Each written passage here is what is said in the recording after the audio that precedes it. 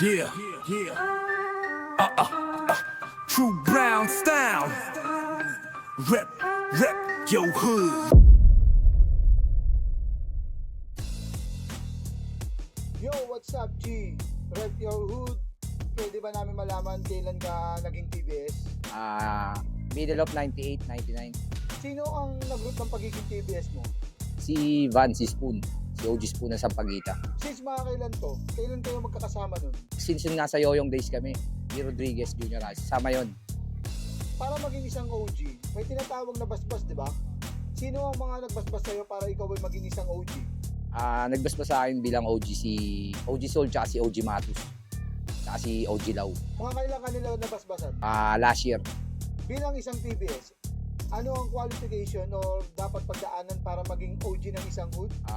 Kailangan bago ka maging OG, nasa 10, isang dekada ka na ng OG. Ibig sabihin, nasa 20 years.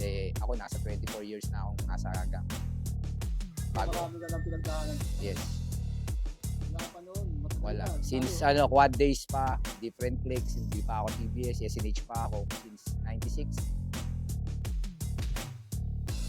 Paano mo pinalawig ang pagiging TBS mo? Lalo ngayon na isa ka ng OG.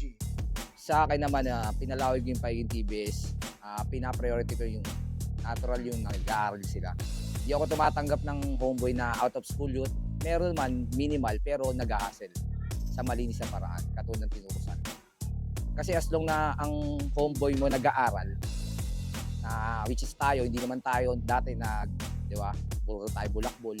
Diba? Ay natin i-apply sa mga bagong homeboy natin sa new generation. Sa panahon ngayon, OG, may tinatawag na tayong new breed, di ba? Dito sa Los Anacletos, mga ilan na lahat ang new breed na TBS? So far, last November siguro, nasa count of 40 na sila. 40 o 40 members na. Halos lahat pa sila, mga nag-aaral o... Yes, sa 90% lahat sila nasa school. Nag-aaral. Bilang isang OG ng hood, paano mo ito ina-handle? Paano mo sila kinakausap at paano mo pinangahawakan ng hood mo? Pinangahawa ko yung hood ko almost everyday, nandito ako. At kinakausap ko yung mga homeboy ko, especially individual. Kasi kailangan natin silang kausapin. Kasi kung di mo sila kakausapin, tatanungin kung ano yung mga problema nila inside, outside ng gang, hindi mo sila makikilala ng lubos. Naka-experience ka na ba? Nasa mga homeboy mo ay may mga pasaway? Meron naman, pero minimal lang. Siguro 2 homeboy lang na karoon ng ng issue sa akin. So, dumaan naman sila sa disciplinary action. Kasi kung di natin sila tuturuan ng leksyon, hindi sila matututo. Para sa'yo, OG, ano ang kaibahan ng TBS noon at TBS ngayon?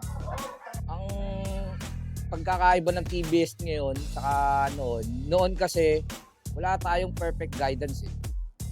So more on mapusok tayo, konting kibot, gangwar.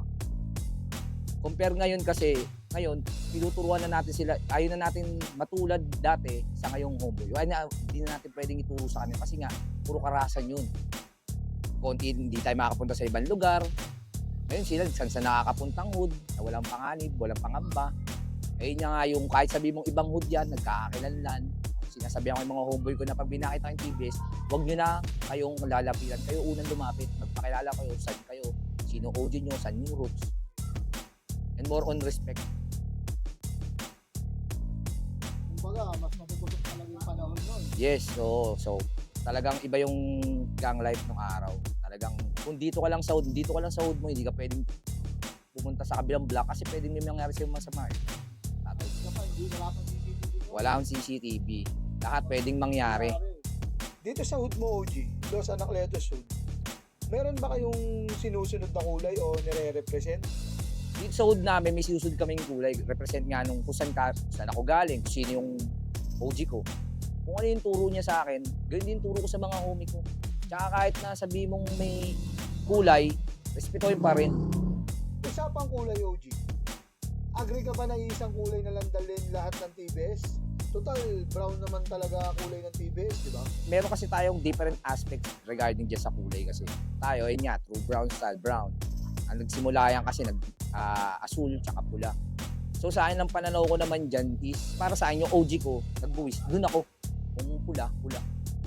Pero nirespeto ko yung asul, pula, wala akong masabi niya. Kasi nga, nagsimula naman talaga nung araw sa Solis, tsaka sa Sampaguita, intact yan eh. Wala namang kinikilalang kulay-kulay talaga eh. Wala namang issue yan eh. Ito lang, lately lang nagkaroon ng issue yan, yung asul, pula. Pero dati, alam naman yan eh, nila Ate Angie. Yan, sila Van, sila Kuya Lau, sila Solis Crew, sila Kuya Ronel Stylus. Wala naman talagang ganyan, kulay-kulay na. Basta pag alam mo naman, kaibigan, TBS yan, alam mo na yan eh, yakapan yan eh. Pwedeng ganyan na, Tama naman. OG, matanong ko lang sa'yo. Hanggang kailan mo bibitbitin ng pagiging TBS mo? kasi nabubuhay ako, tol. Dito sa hood nyo, OG, nakatulong na ba kayo sa community nyo? Or may mga nagawa na ba kayo para sa community? More on community service kami dito sa Wood. At saka, tinuturo ko rin sa kanila na alam mo na yung malalaki na yan. Alam mo dapat yung tama at mali. Unang-una, sumunod ka muna bago ka sumuway. Yan ang laging tinuturo ko sa kanila. Tatambay kayo sa ibang hood, magpaalam kayo sa akin. Kasi pag yan, may nangyari sa ibang hood at kayo tinuro, di ba? Langanin ka dyan. Pero may mga nagawa kayo ngayon. Halimbawa, tulad na lang ng feeding program. Oo, recently meron naman. Para sa'yo, OG, ano ang may papayo mo sa gusto pumasok maging member ng True Brown Style?